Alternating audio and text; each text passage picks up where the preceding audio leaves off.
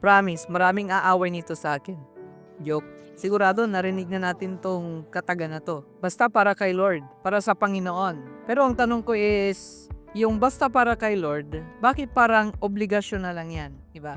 Minsan nga, nagsisimula tayo sa ganong mga expression, Lord, gagawin ko to para sa'yo. Pero aminin natin na nauuwi ito sa expression na kailangan ko kasing gawin to eh. Hirap, no? May mga Kristiyano na nagsisilbi nga sa Panginoon. Pero ubos, sunog, kadalasan lutang.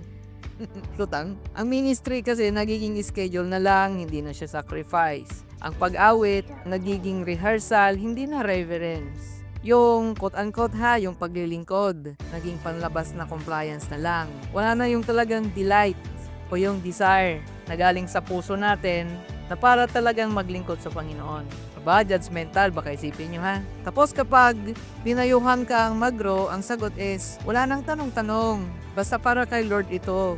Matindi ano? Pero ang tanong ko ay ito. Ha? Alin nga ba ang para sa Panginoon? Yung pagod ko ba? Yung pagod mo? O yung puso kong bukas magpabago? Kailangan maintindihan natin at somehow basic na ang ministry without transformation is just performance. Kapag hindi ka na willing mag-improve, magpaturo o makinig, ibig sabihin hindi mo na ginagawa yan para kay Lord. Ginagawa mo na lang yan para sa sariling credit or obligasyon. Naging obligasyon na lang, di ba? Naalala nyo? Parang kay Cain. Hanapin nyo na lang kung sino yun. Ang sabi sa Colossians 3 verse 23 ay ganito, whatever you do, work heartily as for the Lord and not for them. Kasi nga, ang memorize lang natin yung whatever you do. Pero iniwan na natin yung work heartily. Aminin. Ano yung heartily? Yung heartily is with passion, purpose, and pursuit of excellence. So, kung basta-basta lang na para kay Lord ka nga, bakit ayaw mong mag-excel para sa Kanya? Bakit ayaw mong mag-improve? Bakit pa ulit-ulit ka na lang, pero wala namang lalim? Diba? Napaka-shallow. So, parang, mga kapatid, God deserves our best. Not leftovers, not our lukewarm service. God doesn't just look at what you do. He weighs why and how you do it. Heto, ang sabi sa Revelation 2 verse 4, I have this against you, that you have abandoned the love you had at first. Si Jesus Christ ang nagsasalita dito. Well, of course, alam natin, yung letter na ito ay para sa isang church. Diba? Yung lukewarm church.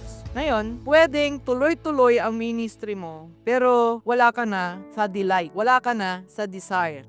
Ginagawa mo na lang ito para masabing may ginagawa ka para sa Panginoon, quote and quote, ha? Kaya lang, hindi mo na kinakausap si Lord, hindi mo na siya kinikilala sa mga mas essential pang mga paraan, kagaya ng pagbabasa ng Biblia, private prayer, and so on, okay? So, anong nangyayari dito? Umaawit ka nga pero wala namang worship. Ayun, nagtuturo ka nga pero hindi ka naman natututo. Naglilingkod ka nga pero wala namang joy. Wala namang yung sinabi ko kanina na desire o delight. So, nagmi-ministry ka nga pero hindi ka na nagmi-minister kay Lord. Alam mo to, yung spiritual routine without renewal, nagiging religious rust. Itong sabi ng Matthew chapter 15 verse 8, these people honor me with their lips, but their hearts are far from me. Teka lang, out of context yan, sasabihin nyo.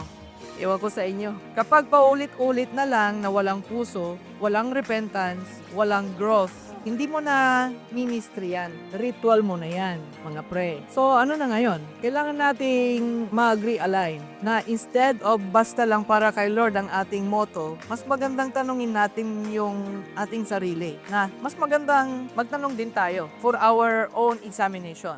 Diba? Yung, Lord, nagagalak ka pa ba sa ginagawa ko? Paano kita mas mapaglilingkuran ng may katapatan at kalidad? Quality, ha? O kaya naman ay, Lord, ano ang pinapatanggal mo sa akin para lumalim ako habang naglilingkod? So ito naman ang practical challenge ng bawat isa na involved sa ministry. Dapat tayong mag-stop tsaka mag-reflect. So ano ibig sabihin dito? Bago tayo mag-serve sa ministry, siguro this week, di ba? Mag-pause muna tayo. Mag-post ka muna. Tanungin mo ang sarili mo. Ginagawa ko pa ba to bilang worship? O nagiging routine na lang? Diba? Be honest. Kung may area ka sa ministry na ginagawa mo na lang for the sake of doing it, aminin mo na lang na hindi ka hihilumin ng Diyos sa area na ayaw mong aminin. Mag-ask ka rin ng feedback. Magtanong ka sa mga mas may nakakaalam, diba? O kasama sa ministry. Open ba tayo sa feedbacking? O wala? Basta naipako na lang tayo sa motto na for the Lord, diba? May kailangan ba akong improve dito sa area na to? O may hindi ko na ba napapansin sa paglilingkod ko? Kailangan din nating mag-refresh in a regular way. Ang ibig sabihin, mag-reconnect tayo sa salita ng Panginoon. Kung ang ginagawa mo para sa Diyos ay hindi na pinapanday ng salita ng Diyos, mapurol na ang blade mo, di ba? Balik ka sa Bible. Balik tayo sa Word of God. Kahit isang chapter lang, isang araw. Let the Lord speak through His Word. Baka disconnected na tayo sa Panginoon, okay? Because at the end of the day, God doesn't need our performances. He desires our purified heart and our renewed passion.